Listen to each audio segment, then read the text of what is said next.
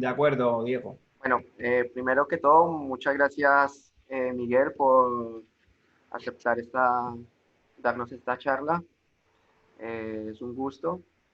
Y para las personas que no lo conozcan, bueno, Miguel Ángel Echarte es licenciado en Administración y Dirección de Empresas y doctor de Economía.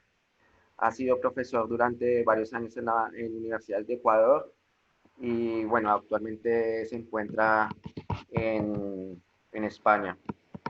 Tiene un libro que se llama La dolarización en América Latina, un análisis desde la perspectiva de la escuela austríaca, y es un tema muy importante con una visión que en mi opinión eh, nos puede llegar a hacer entender fácil, de una manera clara, todo lo que respecta a la dolarización, qué significa, qué implica este modelo monetario en los países, sobre todo en países que sufren de alta inflación, de desajustes fiscales, etcétera. Bueno, te dejo, Miguel. Una vez más, muchas gracias. Bueno, gracias por la invitación, Diego. Y pues sí, hoy vamos a hablar de la dolarización en América Latina. Como ha comentado Diego, yo estuve durante 6 años trabajando en Ecuador. Yo llegué a Ecuador en 2012 y me empecé a dar cuenta de los efectos que había tenido la dolarización en Ecuador y cómo le había permitido, pues, aislarse de los problemas que otros países que tienen monedas propias, por ejemplo, Venezuela claramente y en menor medida Argentina, pues cómo eso le ha permitido, pues, tener mayor fortaleza para afrontar situaciones de crisis económicas que también han padecido, pero no han sido crisis inflacionarias, como sí ha ocurrido en Venezuela o en Argentina. Entonces, la idea del libro, que lo tengo por aquí, La dolarización en América Latina, en realidad el libro es una adaptación de mi tesis y está previsto que salgan nuevas ediciones actualizando la información porque la mayor parte lo escribí en 2016 y ha habido cambios de gobierno, ha habido nuevas noticias que hay que ir incorporando. Pues la idea era aplicar la teoría austríaca del capital y del ciclo económico a diferentes casos de estudio. Porque yo me di cuenta que Ecuador estaba dolarizado en el año 2000, es poco conocido, más allá de la región, en Europa se conoce poco, pero que hay otros países que están dolarizados también de forma oficial. Por ejemplo, El Salvador, un año después que Ecuador, dolarizó su economía. Y quizá por ser países pequeños, con poca influencia regional, no son casos tan conocidos, pero es muy interesante porque yo hice la tesis con Huerta de Soto. El profesor Jesús Huerta de Soto es el máximo exponente de la escuela austríaca en español. Y él escribió un artículo.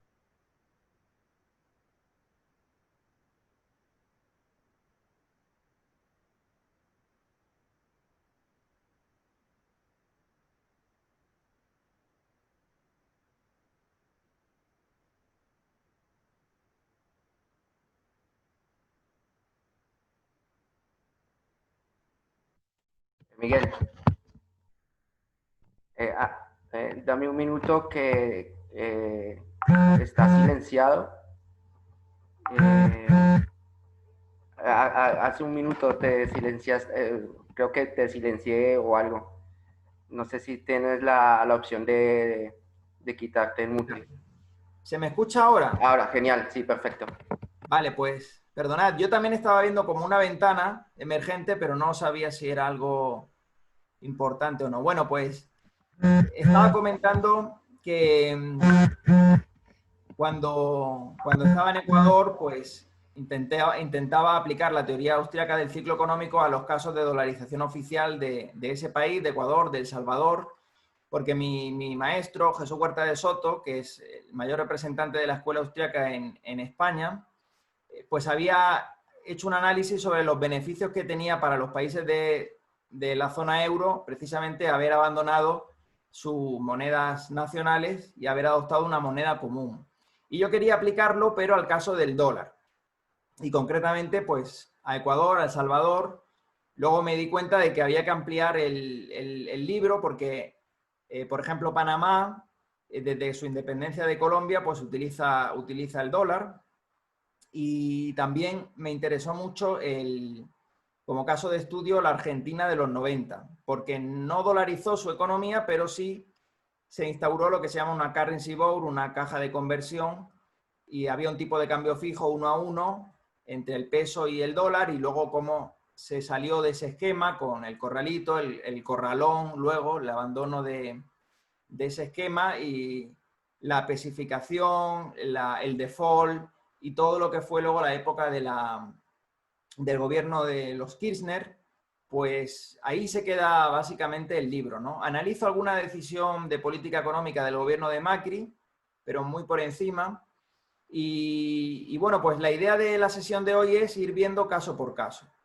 Y me parece una buena idea utilizar un poco el índice del libro. Los primeros capítulos son de introducción, son una síntesis, pues citando a Mises, citando a Hayek, que son los padres intelectuales de la escuela austríaca moderna, citando a Menger, a von Baber, a Huerta de Soto, para exponer la teoría del capital y la teoría del ciclo económico. Es decir, cuál es el fundamento teórico para luego poder analizar esos casos de estudio, porque creemos con Mises que si no se tiene una teoría económica adecuada no se puede interpretar todos los datos de la realidad económica, que es inmenso, ¿no? El volumen de información que, por ejemplo, en macroeconomía tenemos que tratar. Entonces, si no tenemos una buena caja de herramientas analíticas, pues esa interpretación no va a ser la más explicativa. Pensad, por ejemplo, en la Gran Depresión del año 29,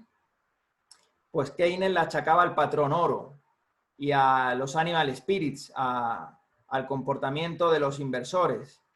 Luego, por ejemplo, Friedman pensaba que el problema estaba en la actuación de la Reserva Federal en los años 30, por no inyectar suficiente liquidez en la economía, no rescatar a los bancos. Y en cambio la escuela austríaca considera que el problema está en la época previa, en los años 20, los años de la política monetaria expansiva, de bajos tipos de interés, los felices años 20. Entonces es muy importante esos primeros capítulos de marco teórico, de, bueno, pues entender qué es la escuela austríaca y esos son los primeros capítulos. Luego analizo la dolarización espontánea, es decir, la dolarización en aquellos países que oficialmente no han dolarizado su economía, pero por diferentes motivos, sobre todo por el comportamiento imprudente o de los bancos centrales nacionales, pues han tenido periodos de inflación muy alta. Aquí tenemos algunos casos de referencia. Por ejemplo, la hiperinflación en Chile durante los años 70 con Salvador Allende, la inflación muy alta en la Nicaragua sandinista, la hiperinflación de Bolivia de los años 80, la hiperinflación de Perú en el primer gobierno de Alan García, pues son casos de tasas de inflación muy altas. Siempre se discute a partir de qué tasa podemos decir que hay hiperinflación, ¿no? Y ahí hay unos estudios de Phyllis Kagan, pero bueno, el porcentaje no siempre es lo más importante. Y ahí podemos ver que esos países salieron de esas hiperinflaciones sin dolarizar su economía, es decir, haciendo ajustes estructurales con un programa de shock económico muy, muy fuerte, en el caso de Bolivia, también en el caso de Perú ya con el gobierno de Alberto Fujimori. Y entonces voy analizando esos casos de países que los agentes económicos, dado que su moneda local está muy devaluada, pues tratan de ahorrar en moneda extranjera, preferentemente el dólar, ¿no? Y evidentemente ahí entra Argentina, como es lógico, pero no lo analizo tanto en los primeros capítulos porque luego hay uno dedicado exclusivamente a este caso. También analizo el caso de Venezuela. Lo que pasa es que es de plena actualidad y muchas veces es difícil encontrar datos fiables, pero evidentemente es el país que tiene la inflación más alta del mundo y hay grupos o think tanks que están promoviendo la dolarización. Se ha generado un debate. Por ejemplo, Ricardo Hausmann está en contra de la dolarización, pero Steve Hanke está a favor. También ha habido cierto debate en Colombia, cuando su moneda local también se depreció. Y en definitiva es un tema que afecta mucho a la región. Hablo también de Costa Rica porque son ejemplos de economía bimonetaria, donde prácticamente todo lo que son compras a plazo, adquisición de inmuebles, ahorro, pues está denominado en moneda extranjera, ¿no? Aunque todavía se sigue utilizando la moneda local. Bueno, pues ahí muestro varios, en la tesis, ¿no? En el libro, yo puedo facilitarles diapositivas y todo el material. Aquí, por ejemplo, muestro de un libro que para mí fue muy importante en cuanto a entender qué es la dolarización y qué efectos genera, que es el libro de Manuel Heinz, que aquí aparece referenciado, y del cual les traigo algunos gráficos y varias citas a lo largo del trabajo, ¿no? Porque Manuel Heinz es digamos que el ideólogo de la dolarización en su país, en El Salvador. Que ahora vamos a ver que El Salvador dolariza un año después que Ecuador, pero sin estar en una crisis financiera, una crisis macroeconómica. A diferencia de Ecuador, que Ecuador tuvo una crisis muy importante, una crisis bancaria en el año 99. Y esa es la causa fundamental de que se dolarizara, aunque ya había una dolarización espontánea, pero digamos que el gobierno de Maguad, de Yamil Maguad, pensaba que podía solucionar un poco la situación también política con esa medida tan drástica que fue la dolarización, porque es muy difícil salirse de una dolarización. A diferencia de la caja de conversión, que Argentina se salió en 2002, salirse de la dolarización es mucho más complicado y es más ortodoxo en el sentido de que busquemos una política monetaria rígida, ¿no? Que es lo que la escuela austriaca siempre defiende, dar libertad de elección de moneda, pero intentar poner límites al poder discrecional de los bancos centrales. Y, bueno, ¿qué efectos ha tenido la dolarización espontánea? Pues yo señalo algunos, también recogiendo un poco las ideas de Manuel Heinz.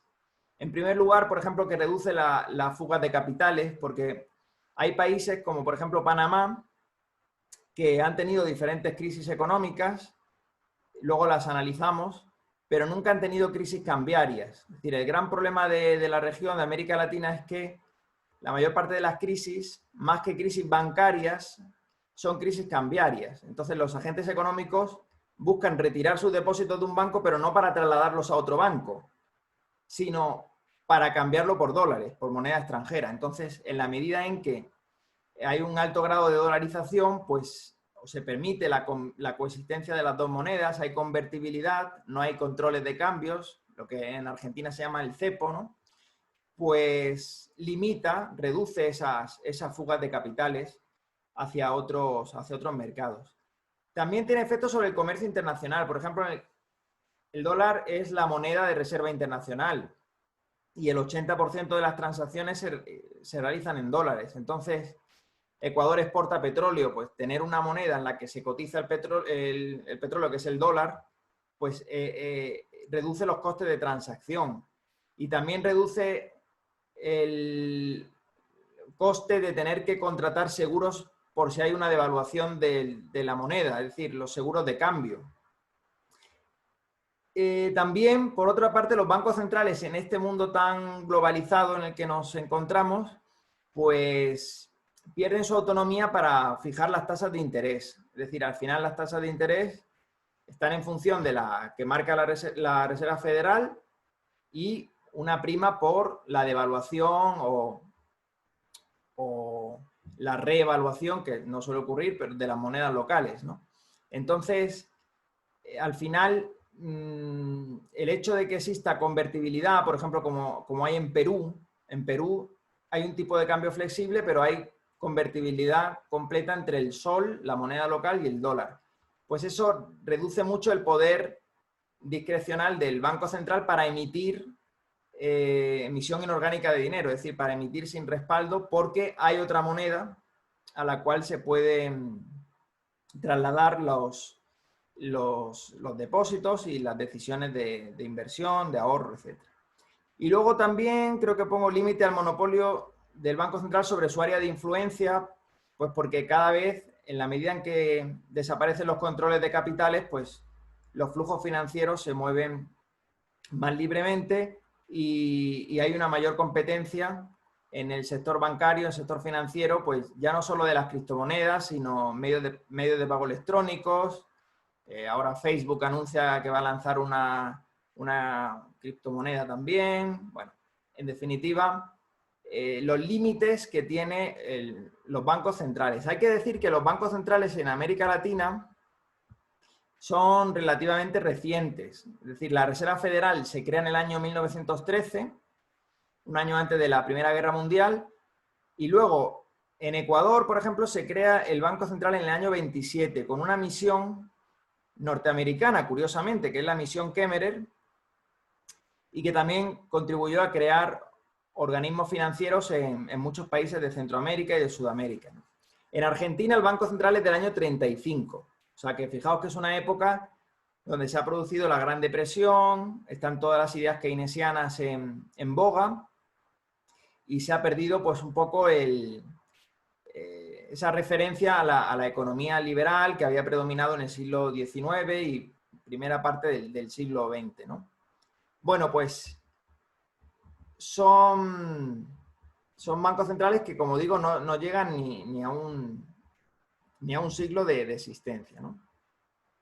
Y entonces, bueno, pues analizo en el libro también qué es eso del nacionalismo monetario, ¿no? Por ejemplo, Hayek ya había titulado un ensayo suyo de esa manera, ¿no? El nacionalismo monetario y la estabilidad internacional, en los años 30.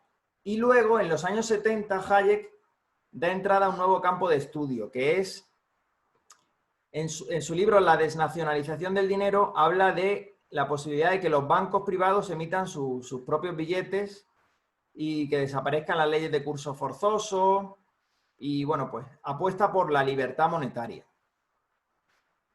Y también se analiza en el libro. Luego hablo de la teoría de Mundell, porque Mundell fue premio Nobel de Economía, es un economista canadiense, y él habla de la Optimal Currency Areas, ¿no? La teoría de las áreas monetarias óptimas, según la cual para que un país comparta moneda con otro, en este caso para que, por ejemplo, Ecuador dolarice, era necesario que tuvieran el mismo ciclo económico que Estados Unidos, y si eso no ocurre, como sucede realmente entre la economía norteamericana y la de Ecuador, que haya movilidad de los factores, que haya facilidad para que los trabajadores se vayan de una región a otra y también los bienes de capital.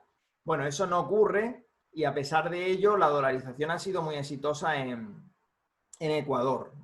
Por tanto, al final el criterio de qué moneda es la más óptima, pues está en función de la que genere más confianza en los agentes económicos. O sea, hay que darle la posibilidad de que elijan libremente en qué moneda quieren comprar, ahorrar y tomar sus decisiones de inversión, ¿no? Entonces hay una crítica a esa teoría de las áreas monetarias óptimas de Mundell.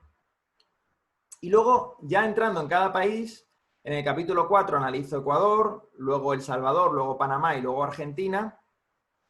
Pues bueno, hay una parte de historia económica, que a mí me gusta mucho la historia económica. Entonces, bueno, cuento cómo era el sistema bancario antes de la llegada del Banco Central en el año 27 en Ecuador. Los bancos privados emitían sus propios billetes, primero respaldado al 100%, luego ya no.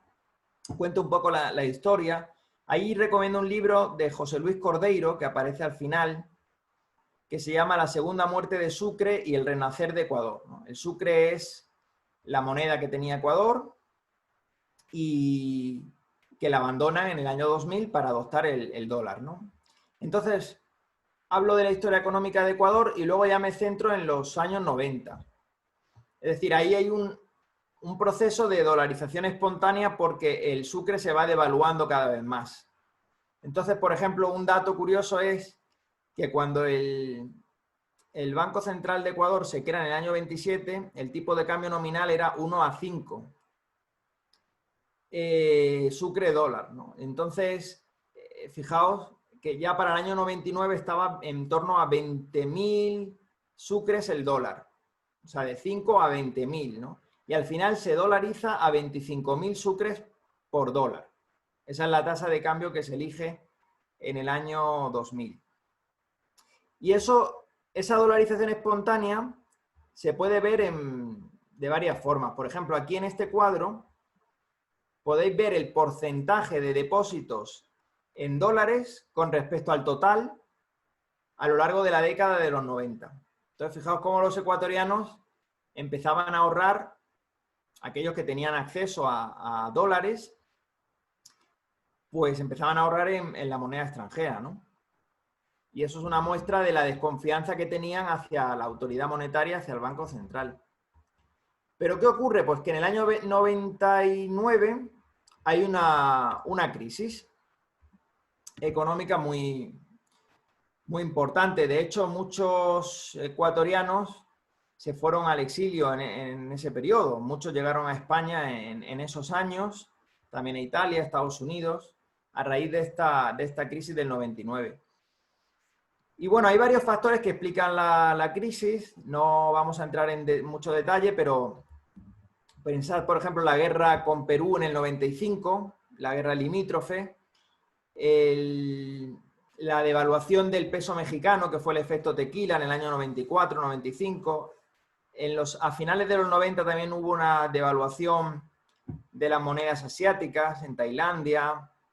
Pues esos son fenómenos externos, pero que también de alguna manera influyeron en toda la región. De hecho, la crisis del tequila también la afectó a Argentina. Se llegó a hablar de la posibilidad de salirse de la convertibilidad, ¿no? Al final no ocurrió más tarde, pero no en el 95, pero también le afectó a Argentina. A Argentina sobre todo le afectó mucho la devaluación de la moneda brasileña en el año 98. Entonces, bueno, factores externos, el fenómeno del Niño que inundó toda la costa ecuatoriana y gran parte de la economía estaba vinculada a la agricultura, muchos bancos habían concedido créditos a este sector y se vio realmente muy, muy afectado por este fenómeno del Niño del 98.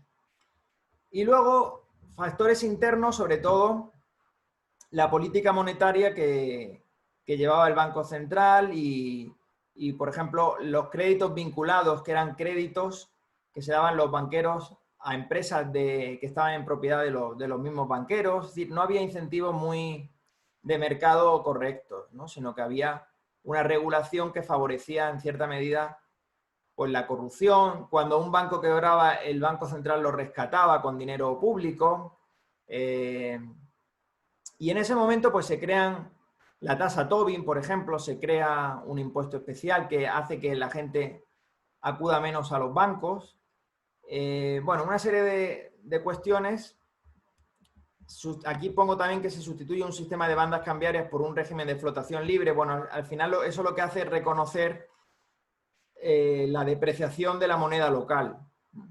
Porque, bueno, el Banco Central intervenía para mantener en las bandas, es decir, pues hay un techo, un suelo, pero al final cuando ya eliminas ese sistema, pues bueno, el mercado reconoce que tu moneda no vale tanto.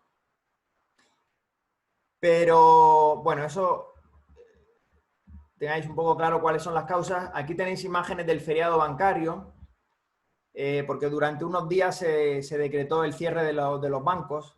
Eso ya había ocurrido en Estados Unidos con Roosevelt, que Roosevelt también declaró vacaciones bancarias en los años 30. Pues aquí ocurrió lo mismo, ¿no? Y mucha gente perdió sus ahorros.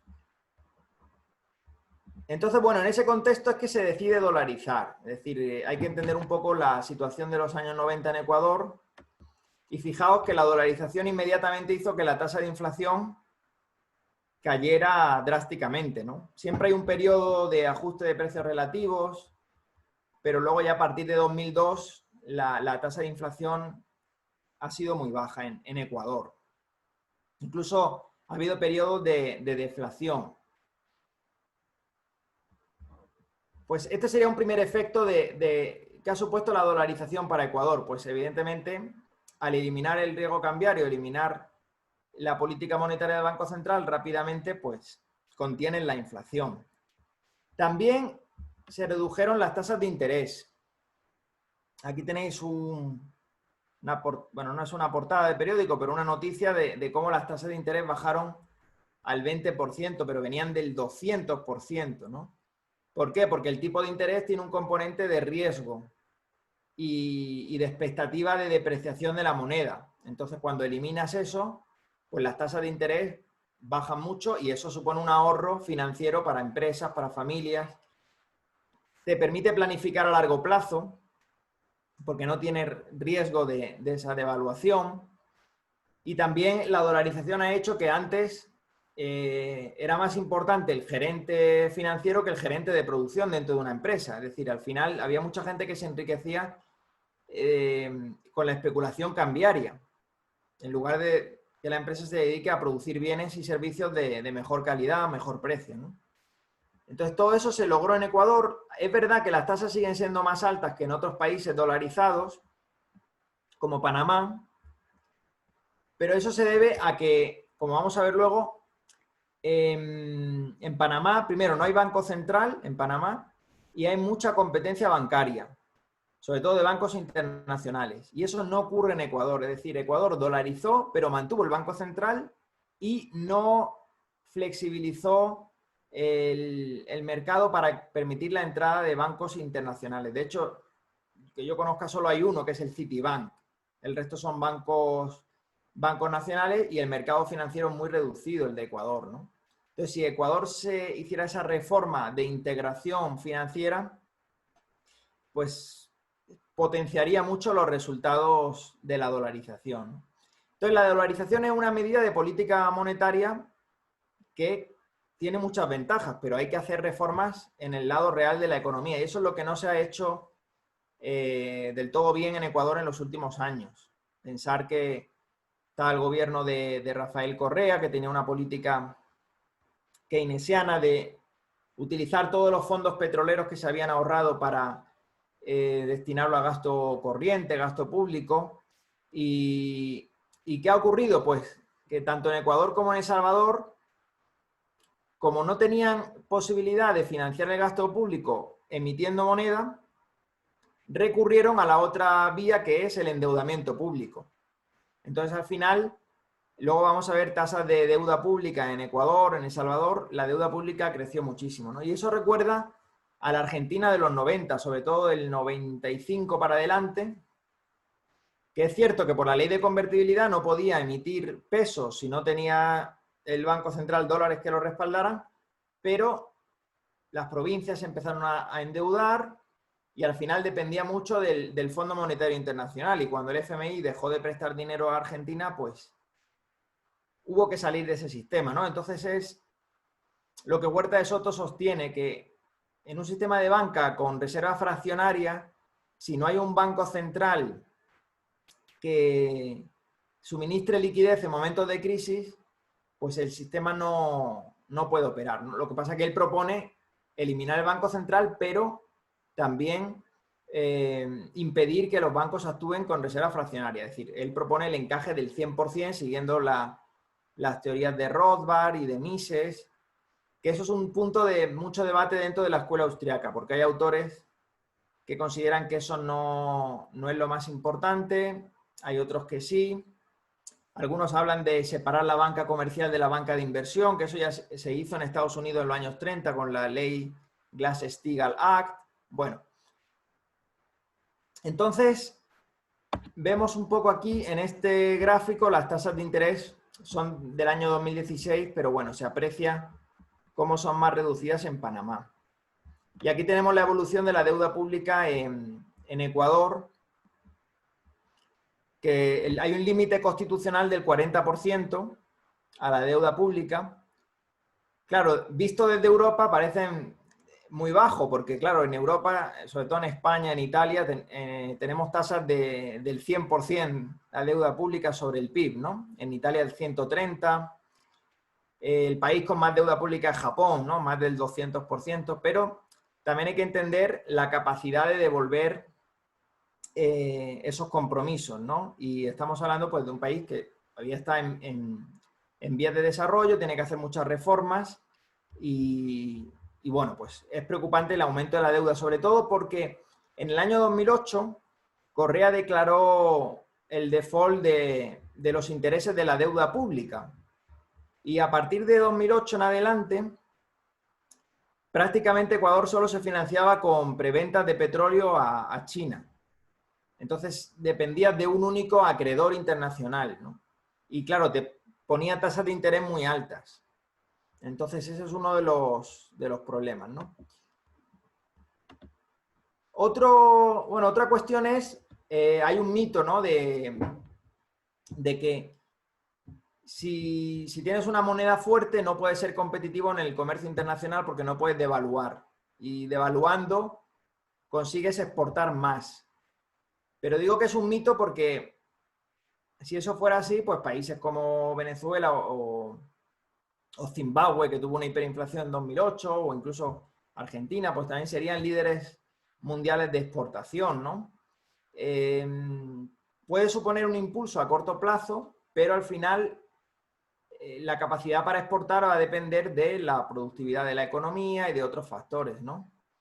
Y es cierto que Ecuador tenía déficit comercial en la balanza no petrolera, pero también indico que eso no tiene por qué ser algo negativo. Es decir, esa obsesión con la balanza por cuenta corriente, porque al final la balanza de pagos está cuadrada. Si tienes déficit en la balanza por cuenta corriente, pues tendrás superávit en la balanza de capital. Es decir, Estados Unidos tiene un gran déficit exterior, pero recibe muchas inversiones de fuera, ¿no? Entonces, bueno, cuestiono un poco esas teorías y también analizo la evolución del precio del barril del petróleo.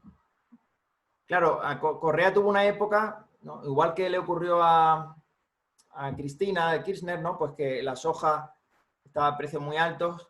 Correa también pilló una época muy buena con los precios de petróleo casi a $100 el barril, ¿no? Y luego a partir de 2013-14 empieza a caer y ahí es cuando se ve el gran déficit fiscal que tenía Ecuador y los problemas para financiarlo.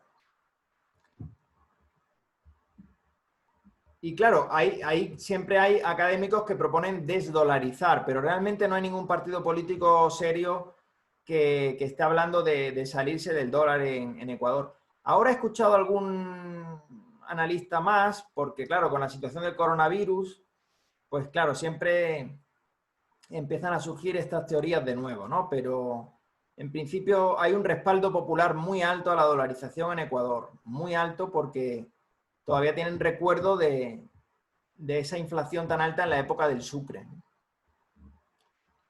Bueno, pues vamos bien de tiempo. Yo creo que podemos hablar un poco de El Salvador. El Salvador en Centroamérica es un país muy pequeñito. También hablo de la historia monetaria de El Salvador, de cómo se crea el Banco Central, también asesorado en este caso por Inglaterra. Y bueno, básicamente comentar que antes, bueno, hubo una guerra civil en El Salvador que duró casi más de una década. Y después también comento, ellos tenían el colón. Aquí tenéis un billete de 25 colones de El Salvador y tuvieron diferentes regímenes cambiarios, pero el último antes de la dolarización era un sistema de tipo de cambio fijo entre el colón y el dólar. 8,75 colones equivalían al dólar. Bueno, en la tesis hablo mucho de la diferencia entre tipo de cambio flexible, tipo de cambio fijo. Hayek prefería los tipos de cambio fijo a los flexibles, porque decía que daban más estabilidad al comercio internacional y evitaba que los políticos pudieran devaluar la moneda, etc. Bueno, eso es más de teoría económica, pero también lo analizo. ¿Y qué ocurre aquí en El Salvador? Pues que ellos no tuvieron una crisis importante en esos años. Y de hecho el volumen de depósitos en dólares con respecto al total era muy bajo, comparado con las tasas que hemos visto en Ecuador para esa época. Entonces, ¿qué pasa? Pues que el partido en el gobierno, que era el partido Arena, pensaba que para atraer la inversión extranjera, reducir los tipos de interés, porque lo que ocurría era que había tipo de cambio fijo, pero los tipos de interés en colones eran mucho más altos que los tipos de interés en dólares. Entonces ya se percibía el mayor riesgo asociado a una moneda local como puede ser el colón, ¿no? Poco convertible, etc. Entonces se pensó que se podía reducir las tasas de interés, que eso ocurrió, eso es algo positivo de la dolarización en El Salvador, pero bueno, hay más críticos de este sistema en este país, sobre todo también porque, bueno, los resultados macroeconómicos no son tan buenos en El Salvador, pero a mi juicio se deben más a causas reales que monetarias. Es decir, dolarizar no es una panacea que convierte a un país pobre en un país rico de la noche a la mañana. Lo que te da es una estabilidad, pero hay que hacer reformas. Y El Salvador también tiene muchos problemas de falta de productividad, de inseguridad ciudadana y muchas cuestiones que podemos ver. ¿Cómo se dolariza? Pues con una ley que se llama de integración monetaria en el año 2001, que permite la coexistencia de las dos monedas, pero en la práctica todo el mundo se fue al dólar. El tipo de cambio era el mismo que había antes, o sea, el de 8,75 colones por dólar. También podemos ver aquí cómo la inflación se contuvo rápidamente. Aquí lo podemos ver. Sin embargo, recibe muy poca inversión extranjera. Aquí tenemos en Centroamérica. Y ahí es donde surge el debate, ¿no? Pues ¿a qué se debe, no? Yo creo que son factores más de tipo real. Pero bueno, luego en el turno de preguntas podemos entrar en detalle, porque estas diapositivas las preparé para mi defensa de la tesis doctoral y hay muchas diapositivas, entonces no da tiempo a verlas todas. Pero la deuda pública de El Salvador creció muchísimo, estaba en torno al 60% del PIB, que es muy alto para la región. O sea que de nuevo, ¿no? Como no se puede recurrir a emitir moneda, pues se recurre a la deuda. Aquí tenemos ingresos por remesas en El Salvador. Antes comentaba que es verdad, a priori hay poca movilidad de los factores laborales entre Centroamérica, Sudamérica y Estados Unidos, pero hay que tener en cuenta que hubo una guerra civil muy fuerte en El Salvador, ¿no? Que hubo muchísimos muertos y gran parte de la población de El Salvador se fue a Estados Unidos. Entonces envían dinero al país de origen, ¿no? Que son las remesas. ¿Quiénes están en contra de la dolarización en El Salvador? Bueno, sobre todo se opusieron las autoridades del Banco Central, lógicamente porque perdían capacidad de decisión, algunos analistas, que también comento en el libro. Lo curioso es que el partido que se opuso en su momento, que es el FMLN, el Frente Farabundo Martí para la Liberación Nacional, que era una guerrilla comunista, que cuando termina la guerra civil, acepta la democracia y se forma como partido político, aunque se oponían mucho, cuando llegaron al poder en 2009, estuvieron una década, hasta ahora que ha ganado Bukele, 10 años con dos presidentes, no se han atrevido a salirse de la dolarización. Igual que ocurrió con Correa. Correa tiene un artículo de 2004, antes de llegar al poder, donde proponía desdolarizar en 3 pasos. Pero cuando llegó al poder no tuvo valor o no se atrevió, porque realmente desdolarizar es muy complicado. Supondría primero que volver a una moneda local muy devaluada, habría una fuga de capitales muy fuerte hacia otros países, los tipos de interés serían muy altos, costaría mucho acceder al crédito internacional y realmente no es que no haya precedentes, porque lo que pasa es que, claro, no estaban dolarizados de manera oficial. Por ejemplo, lo de Argentina no era una dolarización, era un esquema parecido, pero no era lo mismo. Y Argentina sí se salió, ¿no? Y luego hay algún caso en Liberia, en África, pero muy puntual, y es realmente complicado salirse de este esquema. Bueno, aquí tenemos en este gráfico de un artículo de un economista del Fondo Monetario Internacional que compara el ahorro generado por las menores tasas de interés con la dolarización, tanto para el sector privado como para el sector público,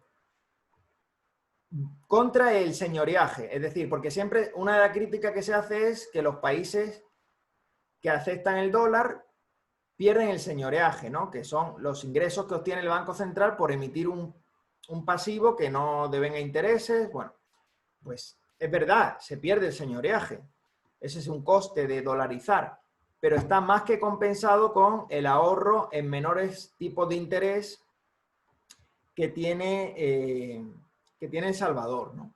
En el caso de Ecuador hubo un proyecto para compartir el señoreaje con la Reserva Federal que al final no salió adelante en Estados Unidos, pero se podría estudiar. Es decir, Estados Unidos podría compartir el señoreaje si quisiera, si hubiese promovido la dolarización en estos países. Es que eso realmente no ha ocurrido. Es decir, la dolarización en Ecuador y en El Salvador se hizo de forma autónoma, incluso con la oposición del FMI y de muchos analistas internacionales.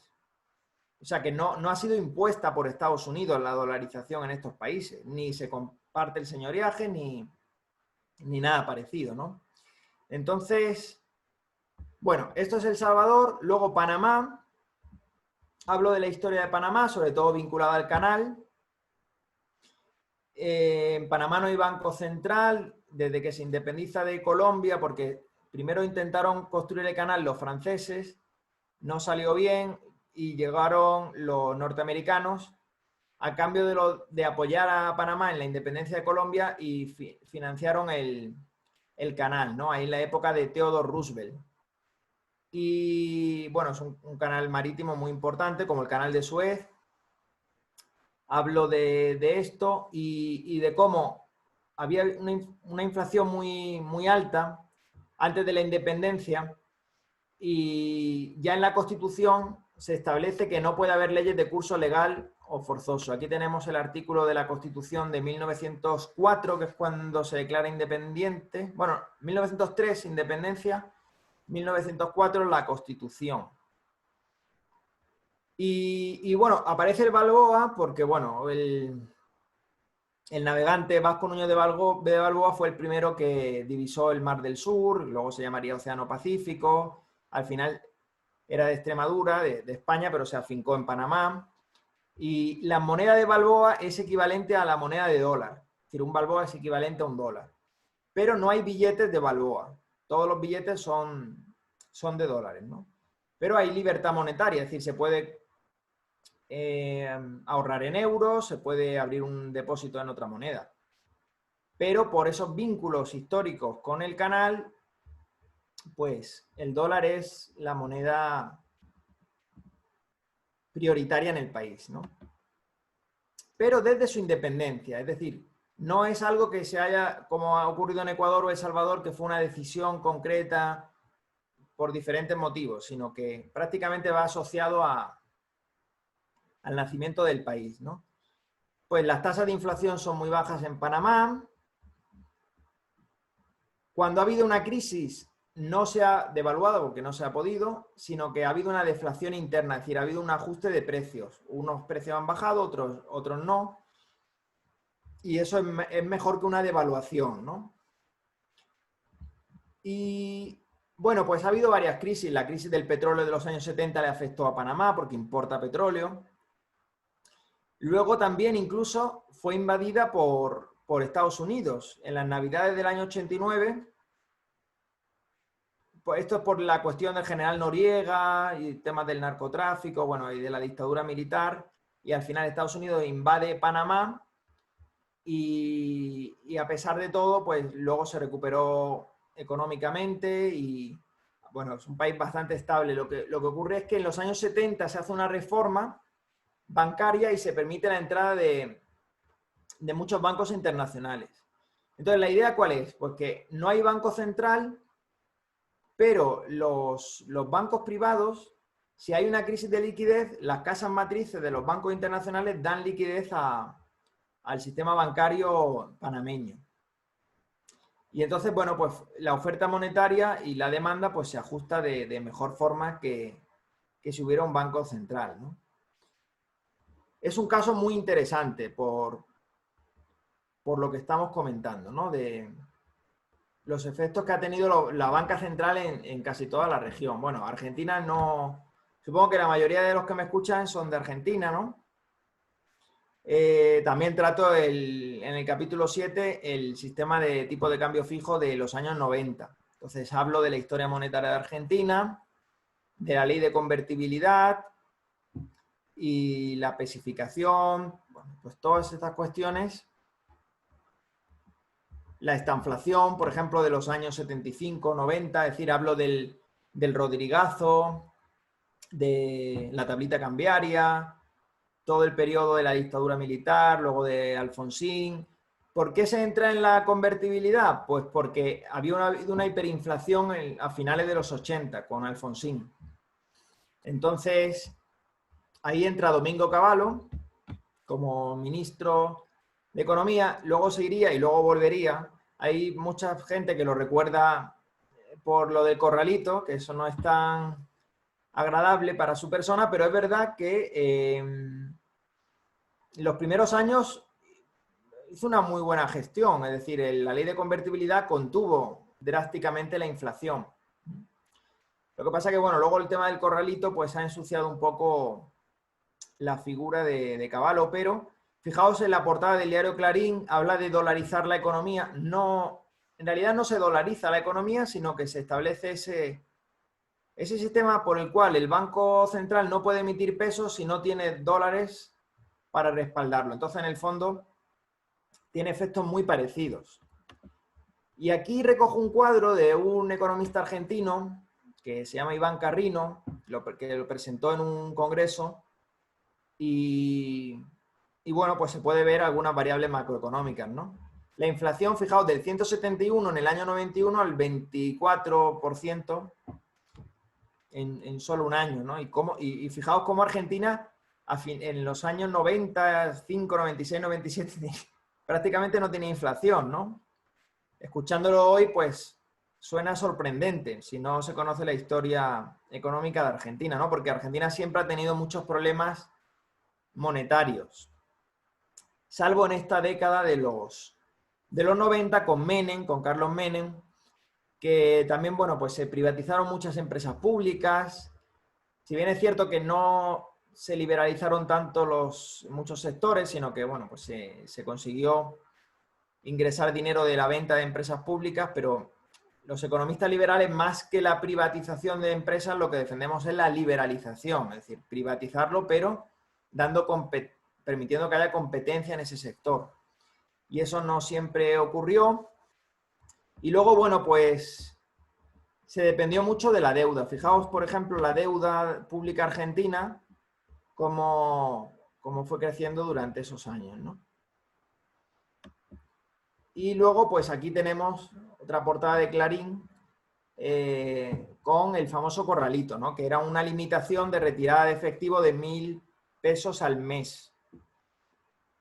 Y después, pues hubo mucho, bueno, ya conoceréis cómo se fue Fernando de la Rúa del poder, ¿no? En helicóptero de ahí de la Casa Rosada, todo ese caos que hubo político con varios presidentes en muy poco tiempo.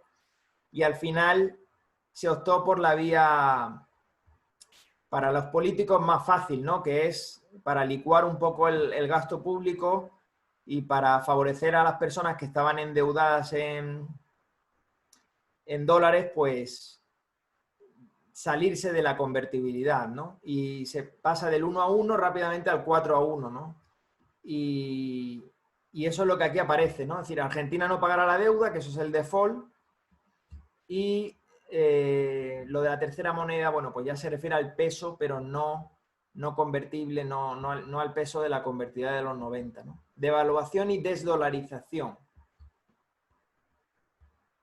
Entonces, bueno, pues un poco un repaso no sé si hay alguna diapositiva más interesante por aquí. Bueno, hablo del cepo cambiario, que luego Macri lo elimina, pero luego lo vuelven a poner antes de irse. Y aquí hay una tabla comparativa de los diferentes casos analizados, es decir, Ecuador, El Salvador, Panamá y Argentina. Y entonces podemos decir que dolarización hay varios tipos. Dolarización de facto, que es cuando oficialmente, perdón, de facto es cuando en la práctica, de hecho, se utiliza el dólar, aunque no haya sido reconocido por el gobierno, y de jure, de derecho, que es cuando oficialmente se reconoce, que es lo que ocurrió en Ecuador y El Salvador. Y luego dolarización en un sentido estrecho, que es cuando se adopta el dólar, o en un sentido amplio, cuando, por ejemplo, un país adopta una moneda extranjera. Por ejemplo, Kosovo utiliza el euro sin estar dentro de la Unión Monetaria Europea ni de la Unión Europea. De hecho, Kosovo declaró la independencia por su cuenta y con el respaldo de Estados Unidos, pero Rusia se oponía y muchos países de Europa, España se opuso a la independencia de Kosovo. Entonces, en Sudáfrica, Namibia y Lesoto utilizan el rand, que es de Sudáfrica, pero lo utilizan otros países. Es decir, a veces se habla de dolarización en sentido amplio cuando se utiliza una moneda común extranjera, aunque esa no sea el dólar. Y bueno, es un tema muy interesante. Ya os digo yo, porque estuve 6 años en Ecuador y el caso que más conozco es el de Ecuador. Lógicamente he leído bastante de El Salvador, de Panamá y de Argentina, pero bueno, a ver por dónde van las preguntas. Si son de Argentina, pues intentaré responder. Yo siempre sigo la actualidad argentina, pero realmente es tan complicado todo lo que sucede, bueno, que a ver cómo salen. Yo os compartiré las diapositivas, si Diego lo permite, y luego aquí tengo bibliografía y mucha. He puesto estos por poner algunos. Los dos de abajo de Ecuador, y luego el de Manuel Heinz, que aparece aquí, que es muy bueno. Lo que pasa es que no está en español, hay que leerlo en inglés. Y luego los otros se pueden encontrar fácilmente en Unión Editorial, que es donde espero poder volver a editar el libro. Esta vez ya salió con Unión Editorial Madrid, pero espero poder hacerlo con Unión Editorial Colombia a lo largo del año. Eso es lo que estamos estudiando ahora, una nueva edición del libro, actualizando toda la información, porque ha habido cambio de gobierno en Ecuador, o bien a Lenín Moreno, en El Salvador, en Argentina, y muchas cuestiones que han cambiado, ¿no? Pues es un poco la idea del libro. No sé si, Diego, me quieres hacer alguna pregunta o del público. Sí, Nicolás preguntó cuál era la diferencia entre una convertibilidad y una dolarización como tal, y por qué en Argentina fue muy fácil salirse de la convertibilidad. Y aparte, esto ya es por mi cuenta, muchas de las personas economistas y eso que aparecen en los medios critican la convertibilidad o la dolarización porque causa competencia desleal por parte de empresas internacionales, lo dicen así, y aparte impiden un crecimiento, una política de empleo por parte de los gobiernos. Ellos, por ejemplo, se basan en que durante la década de los 90 el desempleo aumentó y que eso era o es una de las causas, según ellos, de una dolarización. Preguntan eso. Sí, bueno, pues gracias Diego por las preguntas. Sí, a ver, en cuanto a la diferencia, básicamente la dolarización es un esquema más ortodoxo, más rígido, porque supone reemplazar completamente una moneda por otra, que es lo que ocurrió en Ecuador. Es verdad que en El Salvador se permitió la coexistencia de las dos, pero en la práctica los agentes económicos reemplazaron los colones por los dólares. Y además también se incentivaba mucho el que eso sucediera desde las autoridades, además de que había un respaldo para hacerlo, ¿no? O sea que, en cambio, la convertibilidad, el Banco Central, digamos que puede emitir la moneda local si tiene dólares para respaldarlo. Si ha conseguido dólares, por ejemplo, vía exportación o de ahorro exterior, tiene más margen para emitir. Es verdad que tiene que estar respaldado, pero digamos que las dos monedas están en circulación, ¿no? Y es más fácil salirse de ese esquema que de una dolarización. Hay que recordar que Argentina ya tuvo una caja de convertibilidad en el siglo XIX, lo que pasa que con el patrón oro. Y también se salieron. Y es más sencillo, ¿no? Hay también el esquema de caja de convertibilidad, que es muy conocido por Argentina, ¿no? Pero existe en otros países. Por ejemplo, actualmente existe en Hong Kong. Ya veremos, porque sabéis que China está avanzando sobre la autonomía y la libertad de Hong Kong en muchos sentidos, y Hong Kong fue una colonia británica que la entregaron en el 97, pero a cambio de que respetaran cierta autonomía, y cada vez hay menos, pero ellos tienen una caja de conversión también. Y en muchos países se pusieron de moda, ¿no? Sobre todo antiguas colonias de Gran Bretaña, de ultramar, etcétera, ¿no? Entonces, bueno, es más sencillo, efectivamente, y aquí podéis ver dentro de las variables que sí, que siempre se comenta, y yo lo señalo en la tesis, porque siempre se comenta que el desempleo fue uno de los más afectados, ¿no? De las magnitudes que más se vieron perjudicadas por este esquema. Bueno, hay datos que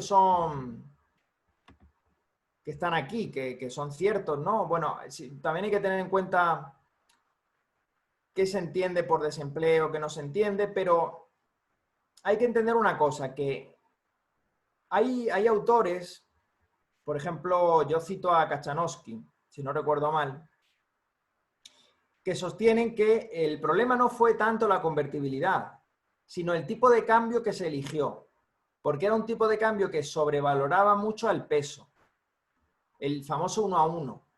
Entonces, si tú sobrevaloras a tu moneda, eso va a tener efectos sobre las importaciones, sobre el comercio exterior. Y ahí es donde puede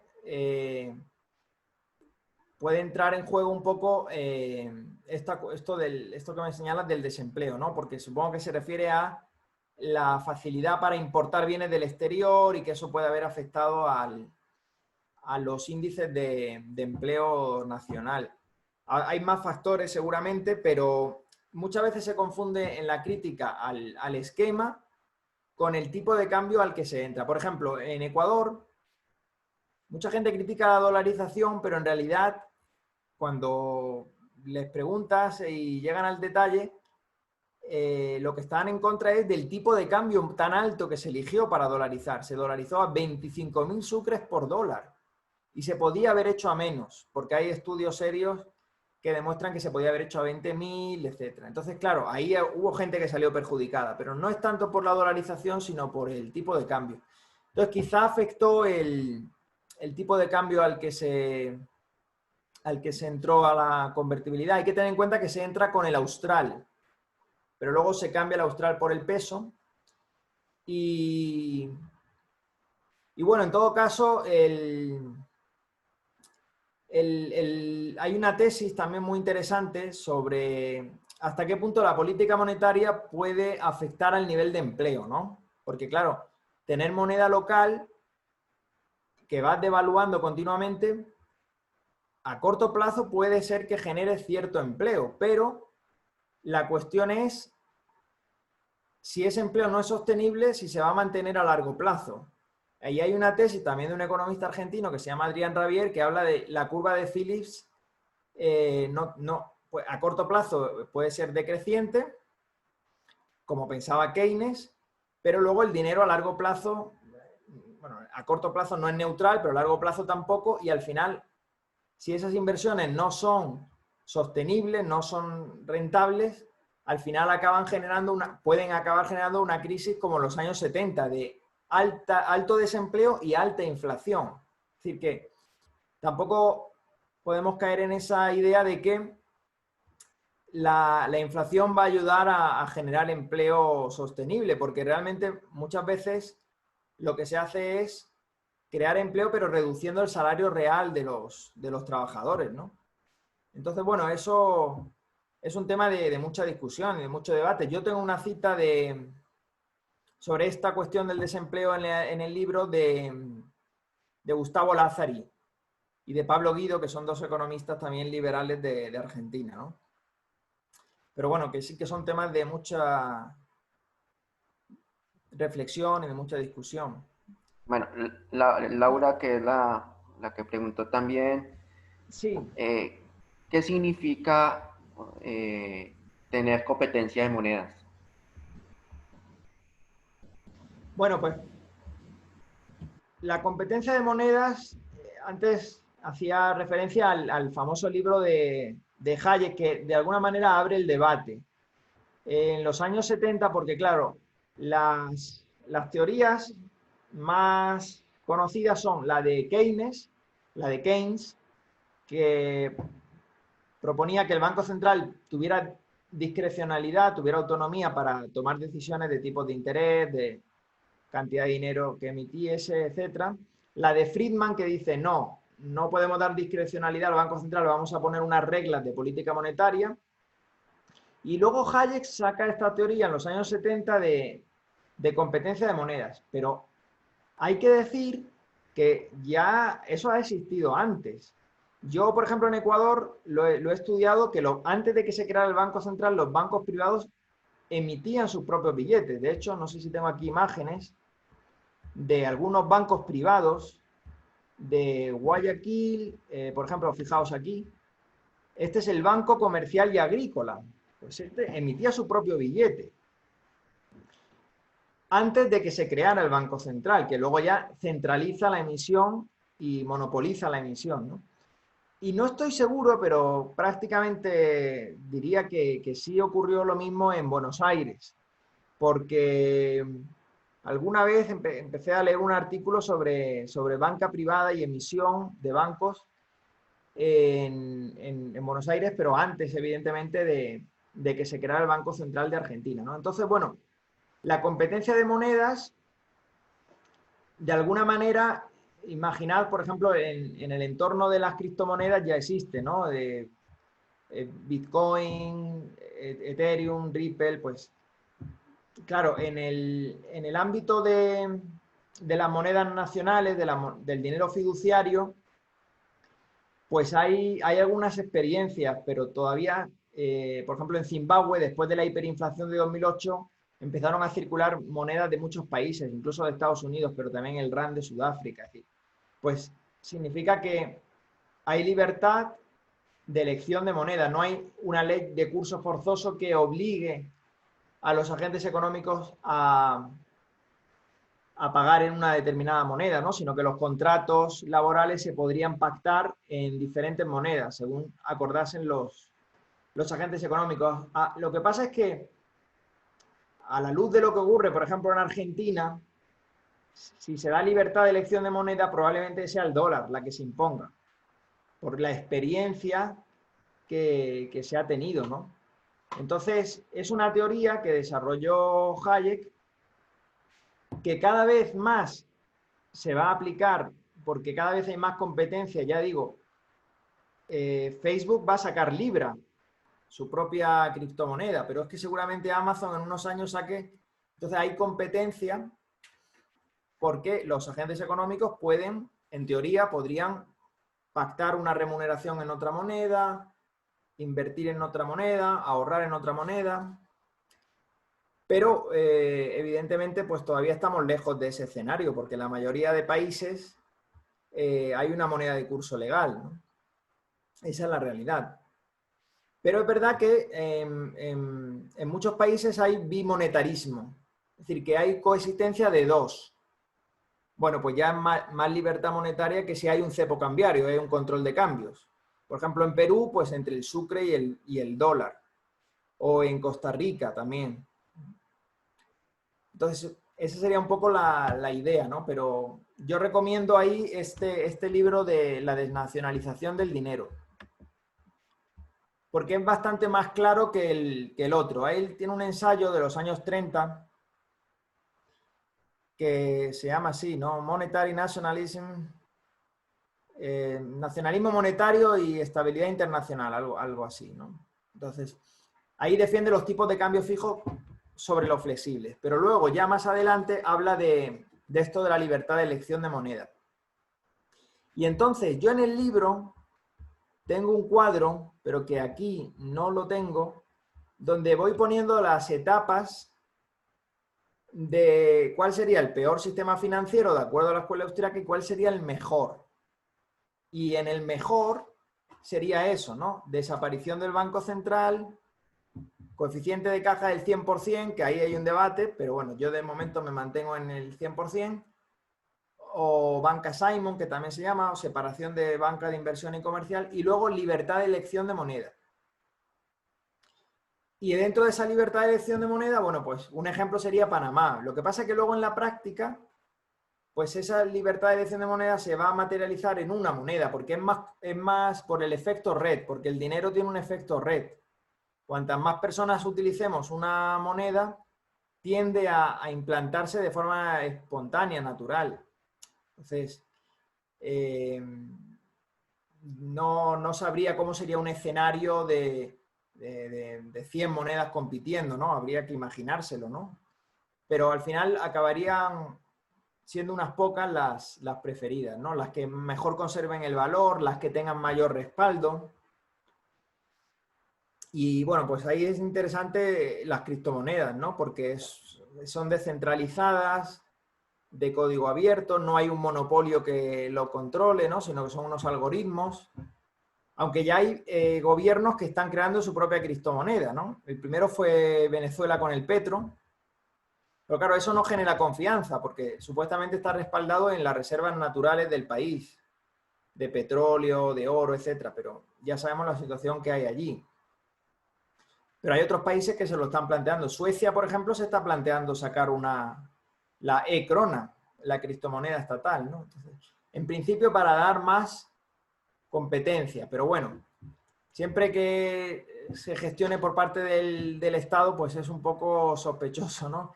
O yo al menos lo pienso así. En Ecuador, Correa sacó el dinero electrónico y lo gestionaba el Banco Central.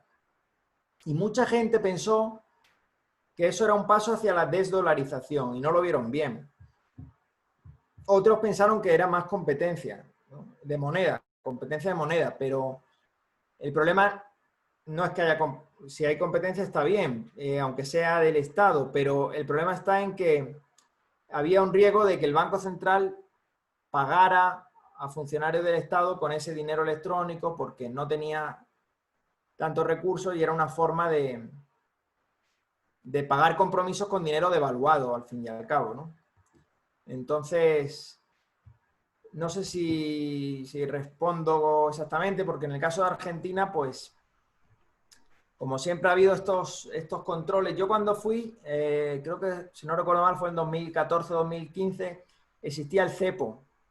Entonces iba por la calle Florida y ahí entraba a un local y me cambiaban a un tipo de cambio que era mejor que el oficial y siempre era un problema, ¿no? Y luego eso se eliminó, pero ya sabemos que se vuelve siempre a los mismos errores, ¿no? En ese sentido, ¿no? De no permitir la competencia sana de moneda. Entonces es un poco la idea.